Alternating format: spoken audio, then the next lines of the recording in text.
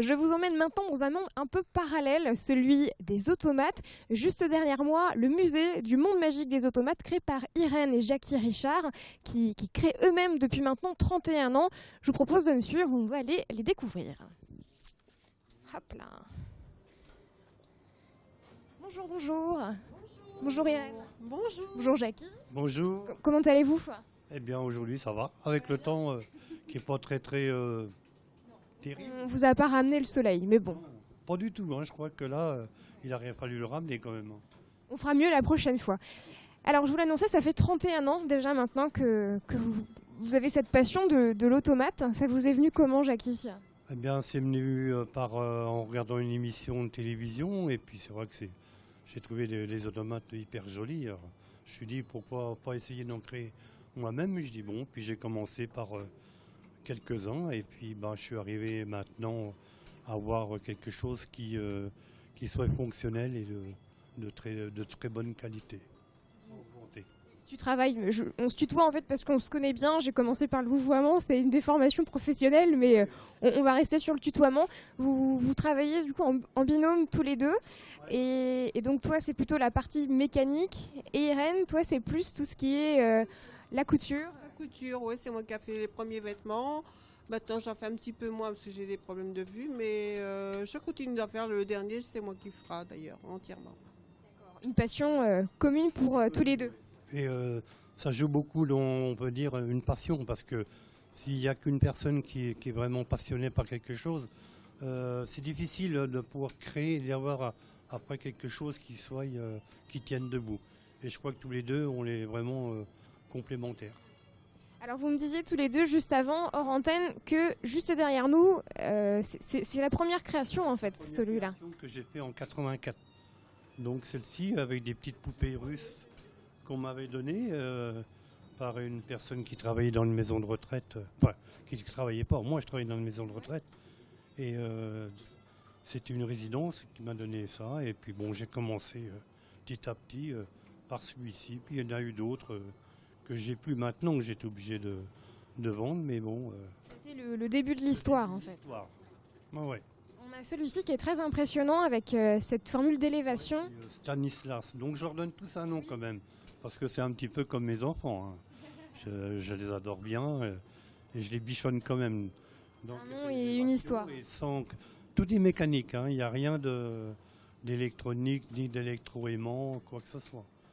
C'est quelque chose que je mets du temps peut-être à créer, plus qu'une personne qui va être vraiment professionnelle. Mais bon, je crois que je suis arrivé à un point qui est pas trop loin du professionnalisme. Ça va te prendre combien de temps pour réaliser un automate comme celui-ci par exemple en moyenne?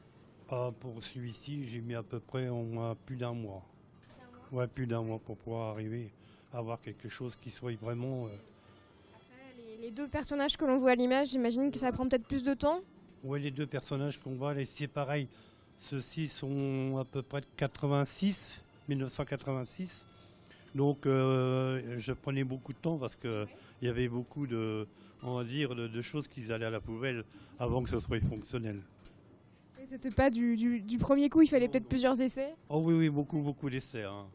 Mais maintenant, bon, je ne veux pas dire que j'arrive du premier coup, mais presque.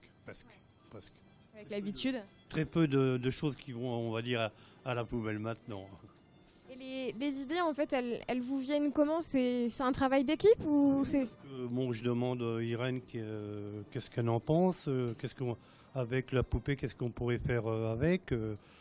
Bon, on parle souvent sur des métiers comme le tissu, comme la serveuse, la fileuse, celle qui coud aussi. Ma fille, elle est couturière, donc j'ai repris un petit peu le thème, puis qui fait partie en même temps de l'association. Alors, donc c'est tout ça, c'est un ensemble du bureau et puis de moi-même et de ma femme. Donc tu as monté une association pour pouvoir exposer tous ces automates? Oui, c'est une association qui m'appartient quand même entièrement. Elle n'est pas fondée sur la commune de Monétable, quoi que ce soit. Hein. On est indépendant, mais on a monté une association pour être en règle, on va dire, au niveau de la loi et de beaucoup de choses. Qui s'appelle Le Monde Magique des Automates. Voilà, le monde magique des automates. Le musée des automates maintenant. D'ailleurs, le musée en lui-même, parce qu'on a dit que ça faisait 31 ans que vous faisiez ça tous les deux, mais le musée en lui-même, ça fait combien de temps qu'il est ouvert maintenant? Alors l'ouverture a été faite le 10 octobre 2015, a été inaugurée par le sénateur maire de Bonnétable, Monsieur Vaugeal, Jean-Pierre Vaugeal, qui nous a fait l'honneur de venir. Et j'espère qu'avec la commune de Bonnétable, on pourra avoir quelque chose un petit peu plus grand. On l'espère aussi pour vous deux. Une espérance. D'ailleurs, on a déjà eu l'occasion de vous voir du côté d'Allonne, chez Lionel, avec la maison du Père Noël. Oui, et donc Lionel, c'est mon ami, et on a monté ces automates qui sont dans ces chalets pour pouvoir arriver à avoir quelque chose de vivant aussi. Et c'est vrai qu'il a quelque chose de très très beau. Mais je crois que tous les deux, on se complémente. On les a chacun, on va dire, à l'autre bout de la Sarthe, entre parenthèses, mais bon, on se voit souvent, et toutes les pannes qu'il y a dans son truc, c'est moi qui les répare.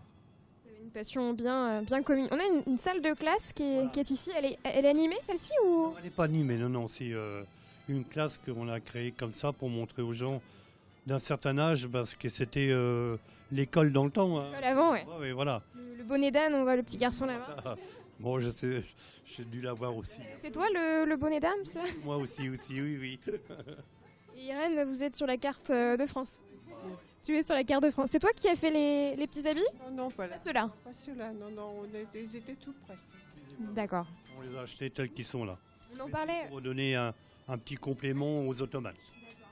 On en parlait juste avant. Ce qui est intéressant de voir, c'est le détail en fait. Par exemple, sur les automates comme celui-ci, les clowns, il y a toujours beaucoup de choses à voir. Voilà, il y a plusieurs mouvements dans les automates. C'est pour ça que ce qu'il faut, c'est prendre son temps de bien regarder. Parce que c'est pas très rapide. Faut pas que ce soit rapide parce que ce serait pas joli. Mais comme ça, on peut voir le détail de chaque chose, comme le pot de fleurs qui se renverse et le parapluie qui redescend comme si l'eau tombait dessus. Vous voyez, c'est quelque chose qui donne un petit peu les choses de la vie, qui rigolote aussi. Parce que les enfants, ils aiment bien parce que ça leur fait pas peur des clowns comme ça. Est-ce que en général, c'est une passion qui est prenante, voire un peu envahissante dans son quotidien? Très envahissant parce que... Je vois Irène qui fait oui aussi. Oui, très, parce que le soir où j'attends pour manger, pour se mettre à table, il a une vis à mettre, 5 minutes j'arrive, 1 heure après, je vais le chercher. Oui, c'est très prenant, oui. C'est prenant. Mais bon, c'est une passion, alors peut-être que c'est du temps qu'on compte plus. J'arrive certainement jusqu'au bout. Tant que mes mains pourront, on va dire, à travailler sans qu'il y ait, on va dire, de tremblement. Parce qu'il faut que j'évite de trembler quand même. C'est mieux. C'est mieux en effet. Oui. Je crois.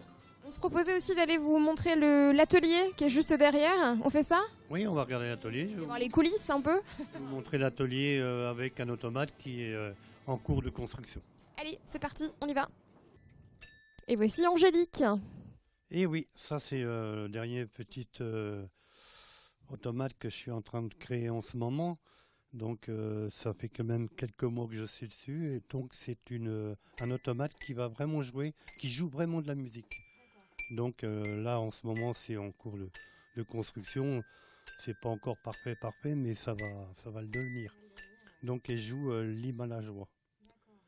Donc tout ce qui est au point de vue mécanisme se trouve sur des excentriques, des biellettes, des renvois, des équerres, pour pouvoir arriver donc à leur donner que le bras, mettons comme le droite, il se déplace de droite à gauche. Et aussi bien vice-versa de l'autre main. On est vraiment sur un travail d'une extrême précision, tu nous le disais tout à l'heure. Oui, il faut que ce soit vraiment au centième près parce que donc le bruit des lames du xylophone vont être assez mat, donc il n'y aura pas de résonance. Et donc pour avoir quelque chose comme là par moment, on sent comme là il n'est plus d'aplomb, on l'a déplacé, et donc on sent que par moment c'est mat. C'est le son n'est pas très joli. Un travail de précision. Le mécanisme que je reproduis un petit peu d'un automate qu'il y avait dans le temps, qui était vraiment aussi qui est très joli et qui était musical comme ça par picot. C'est des picots avec qui dirigent aussi. Voilà, on voit les yeux, ouais, j'allais y venir. Qui se baissent. Les yeux qui bougent. En fonction de comment qu'elle joue. Voilà. Et on On revient sur cette notion de détail où il est important d'observer vraiment et de prendre le temps d'observer l'automate. Oui, je crois qu'il faut vraiment prendre le temps de regarder les autres. Vous voyez, là, donc, elle relève les yeux, bien comme il faut. Elle me regarde là. Elle se met à jouer, voilà. Et nous regarde tous les deux. Très beaux yeux, Angélique. Oui. Ah, bah, je crois. Hein. C'est super. Et Irène, quelle idée tu as pour habiller Angélique, justement? Je pense que ce sera avec une robe à panier derrière pour qu'on puisse, qu'elle soit gonflante et qu'on puisse la laisser ouverte. Et puis je pense assez longue, assez vaporeuse. Je ne sais pas encore trop le tissu parce que... On viendra la voir. Voilà, il faudra revenir, il faudra repasser. Très bien. Vous allez revenir nous voir et regarder les nouveaux automates parce que là, on a à peu près une quarantaine d'automates. Mais on se dit que dans un an, on va tous les changer. D'autres en attente là-haut. De là-haut. Ouais, deux. Et en tout, on arrive, tu me disais, à 300 automates créés en moyenne. J'ai commencé à faire des automates, j'en ai à peu près 300. Ouais, Une belle collection. je crois que je suis content un petit peu de ma performance. Il faut. D'avoir commencé, on va dire, entre parenthèses, tout seul, sans rien avoir appris d'une personne ou d'autre. Hein. J'ai petit à petit, je me suis perfectionné. Et puis avec tous les outils, Dieu sait, et puis le temps. Et la patience. Surtout de la patience. La patience est très très calme. Eh bien, je suis moins calme. c'est pas grave. Merci beaucoup en tout cas pour votre accueil. Eh bien, je remercie aussi l'MTV. Et puis je souhaitais à vos téléspectateurs donc une bonne année 2016. 2016, ouais, c'est gentil, c'est mieux. On va pas revenir en arrière. Non, vaut mieux pas. Merci beaucoup. Merci. Merci à vous aussi, Irène. Merci à vous aussi. À bientôt. Merci, à bientôt.